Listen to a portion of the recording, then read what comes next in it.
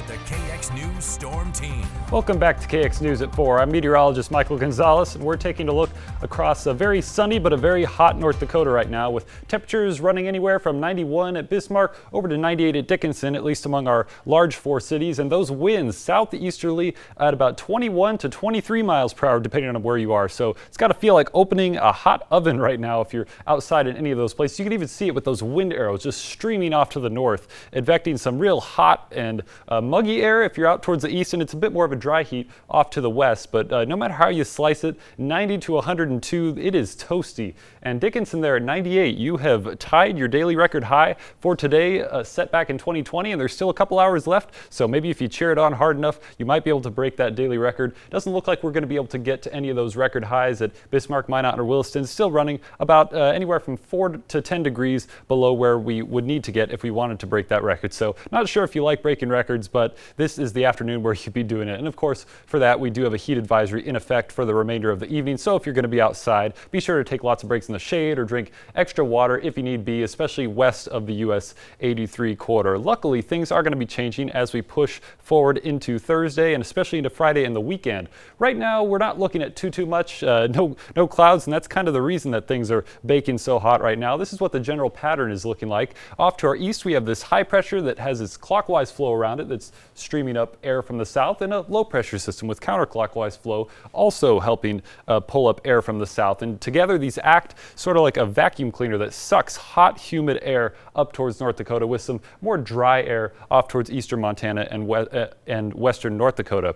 And that is why temperatures have been able to come up so well into the upper 90s this afternoon. Things are going to be changing here pretty soon. This is what the upper level pattern is looking like. These blue lines represent the wind direction in the upper levels of the atmosphere, and you can see that the clouds sort of follow that direction. Here in the northern plains, we're just underneath this ridge of high pressure that is sort of like this here. It's a bit of a heat dome, but luckily off to our west we have this cooler air mass with a trough where these lines sort of dip down to the south and where all these rain showers are positioned right now. And this cold front here associated with this low pressure system is sort of going to be the opening bars of what will be a larger cool down that will persist into the weekend. It's not going to be an instant cool down in a couple of hours, but it will over the course of a few days. We'll see the temperatures come down from the 80s tomorrow to about lower 70s by the time we get to Saturday. Precision cast gives us an idea of what the precipitation chances might look like as this cold front rolls through. It will be enough where it could stir up the atmosphere a little bit, get some showers going. I do believe that Precision Cast is over-exaggerating the precipitation potential here. This is about Thursday, 4 a.m.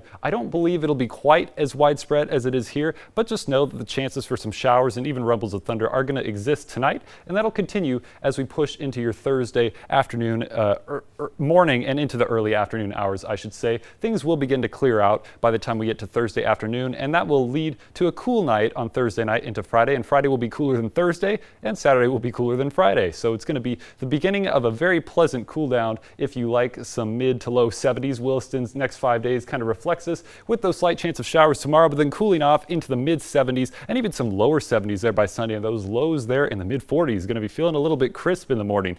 Dickinson, very similar. We're going to be cooling down into those lower 70s by the time we get to the weekend, and perhaps stabling out right around mid 70s as we get into early next week. Now for Minot's next 7 days, we're going to be watching those temperatures drop from about low 80s tomorrow, just in the aftermath of that cold front, into some lower 70s, and look at that, even some upper 60s perhaps by Sunday. So might need to get out the jacket, with a low perhaps of 41 there Sunday night into Monday. And Bismarck's next 7 days going from fairly warm tomorrow, still not nearly as hot as it was today with a slight chance of showers, but then cooling off, drying out, and into the lower 70s just in time for the weekend. So it'll be a good time to get out there and maybe do some yard work, I think.